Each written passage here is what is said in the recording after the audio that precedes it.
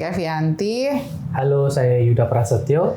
Kami dari YPA Architecture Studio ingin cerita tentang SIP Workshop. SIP Workshop itu adalah proyek dari sahabat kita yang awalnya itu tiba-tiba jadi membuka pabrik kardus ya. Kardus custom. Lokasinya juga sama, banyak proyek kita di Purbalingga, jadinya lokasinya juga di Purbalingga. Lalu karena sahabat itu kami banyak diberikan kemerdekaan dalam mendesain. Jadi, Mbak, Mas, aku punya budget segini, lahannya ini, silakan didesain, fungsinya ini, seperti itu.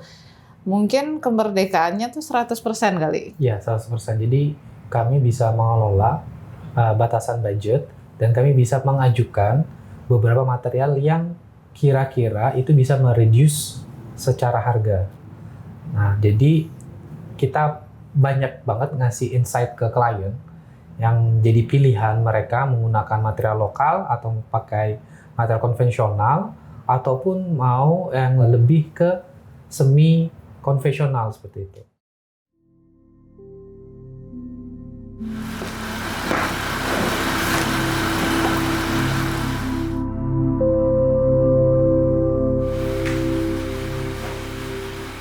Mungkin highlight dari SIP Workshop ini adalah penggunaan bata.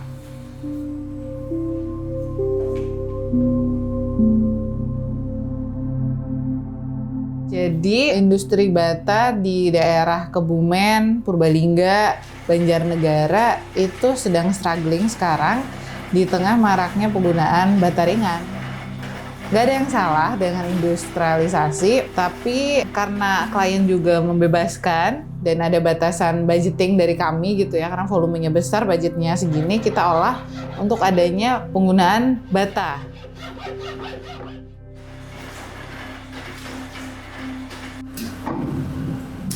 Jadi kami memesan bata dengan volume yang cukup besar seperti itu, yang bisa kita terapkan di dindingnya dan kita expose. Spesialnya di situ menurut saya. Yang kedua, kalau dilihat secara desain, bata ini memunculkan warna yang menarik di bangunan. Kemudian kami juga menggunakan material GRC untuk bagian atas karena material GRC sendiri lebih gampang untuk dipotong.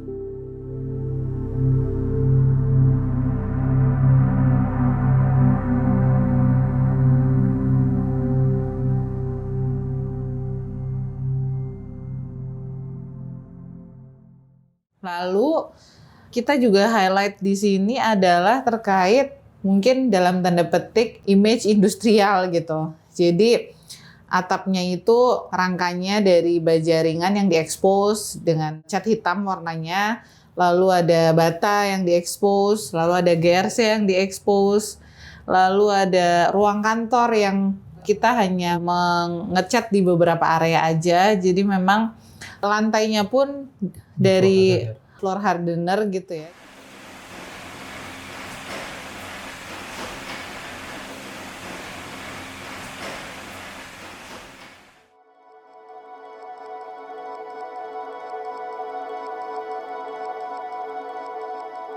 Untuk bangunan pertama, untuk SIP pertama sendiri itu kita tidak menggunakan material yang terlalu banyak.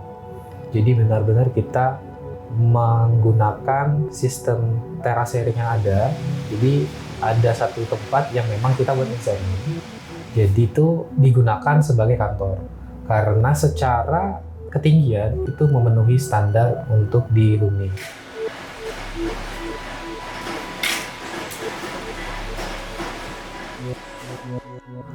Secara material sendiri, ya kami mencoba banyak hal di situ, termasuk untuk pencahayaan. Jadi kita sempat menggunakan material atap yang transparan. Namun ternyata saat ini kita harus mereduksi karena yang diproduksi adalah kardus. Nah, kardus ini juga tidak bisa terkena matahari terus-menerus. Jadi sistemnya sekarang adalah kita bisa buka tutup bagian tersebut. Nah, dari sini kami belajar bagaimana untuk mendesain pabrik ini selanjutnya. Karena setelah 6 bulan project ini selesai dan pabrik ini running, klien sendiri merasa kesulitan untuk meletakkan gudangnya. Jadi peningkatan omset yang mulai naik itu berpengaruh untuk adanya ruang baru yang kami sendiri gunakan desain yang berbeda. Secara material, kita menggunakan material baja ringan, sedangkan untuk yang pertama kita menggunakan baja WF. Baja ringan sendiri kita pilih karena bangunan ini itu hanya untuk gudang, untuk meminimalisir harga.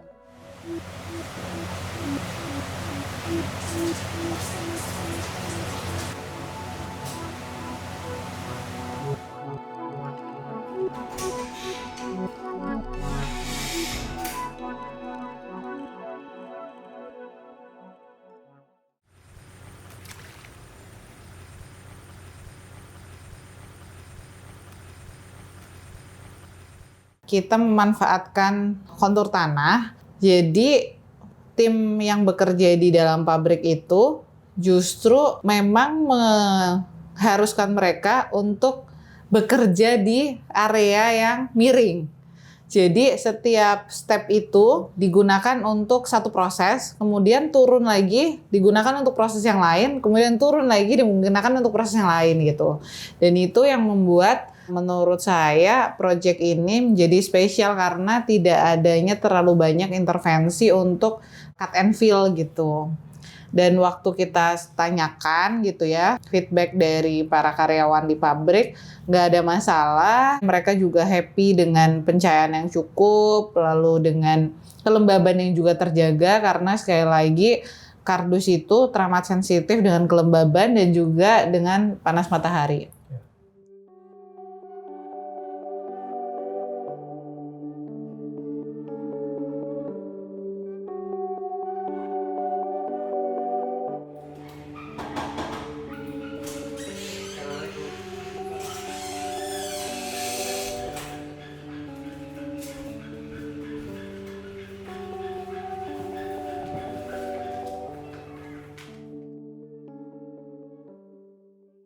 Jadi lokasi dari SIP Workshop adalah di lingkungan pabrik sebetulnya, banyak pabrik di situ, industri pengolahan kayu maksud saya.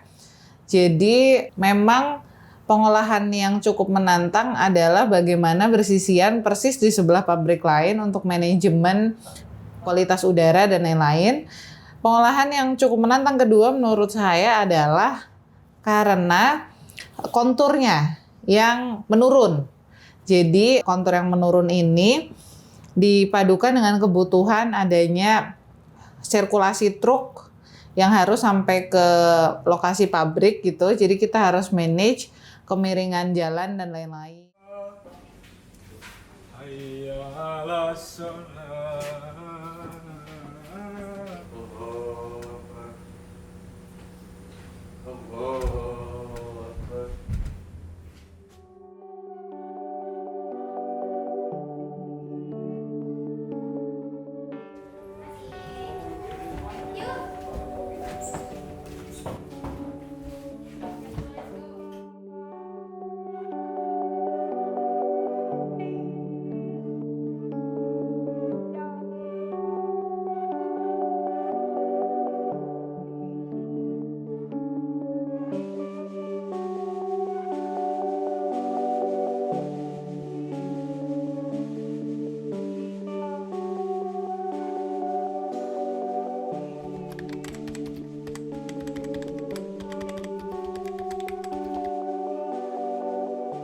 Desain kawasan sendiri, bangunan SIP ini saya coba ungkapkan ke klien terkait masa depannya. Jadi kita nggak bisa terus-terusan membangun itu hanya berharap ke belakang, tapi kita juga harus ada rencana, planning yang terintegrasi antara bangunan satu dan bangunan lain. Jadi kami sudah membuat grand master plan-nya untuk bagian-bagian depan, perubahan-perubahan yang ada, kemudian memanfaatkan ruang belakang sebagai ruang yang mungkin nanti digunakan untuk hal-hal lain seperti villa ataupun untuk hal-hal yang tidak bisa dijangkau dengan mobil atau kendaraan besar seperti itu. Karena memang view-nya itu luar biasa. Jadi mengetahui tentang kelebihan atau keunggulan site itu amat penting. Menjelaskannya ke klien dan meyakinkannya ke klien juga teramat penting.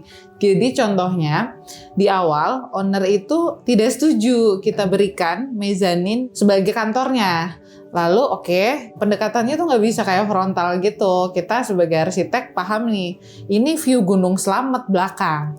Kalau ngantor di sini dengan kemewahan view Gunung Slamet tuh amazing gitu kan. Lalu waktu udah mau 75% gitu kita set visit, Mas, kita kalau misalkan coba lihat ke arah sana Mas gitu. Ada Gunung Slamet gitu kan. Gimana kalau yang plan waktu itu dijadikan mezanin untuk office-nya? Wah, lanjut Mbak gitu. Bahkan beliau udah lupa kalau beliau pernah menolak dalam tanda petik untuk adanya mezanin sebagai kantor itu. Nah, kita akhirnya dapet nih, goalnya tercapai. Goal pertama. Goal kedua adalah bahwa karena lokasinya yang menurun gitu ya, konturnya menurun, alangkah baiknya kalau nantinya ada pengembangan yang mengedepankan pengenalan pariwisata gitu ya. Jadi misalnya ada mahasiswa ataupun ada turis gitu dari wilayah lain bisa mengalami experiencing gitu ya. Hal yang sama, view Gunung Slamet yang di bawahnya tuh sawah-sawah gitu ya. Dan mungkin tetap di bagian bawahnya tidak terbangun full gitu. Jadi tetap ada penghijauan dan lain-lain untuk adanya integrasi dengan area bagian bawah lembah yang hijau gitu. Karena di situ mostly area depan itu pabrik. Jadi mungkin udah sangat terbangun ya kawasan tersebut sebagai pabrik gitu. Jika kita punya mungkin kayak akupuncture gitu ya, akupuntur di situ untuk bisa menciptakan area tersebut sebagai lokasi penginapan dengan view Gunung Slamet gitu, will be very special gitu ya. Dan itu kita terapkan di master plan yang bisa jadi akan terbangun di masa depan gitu.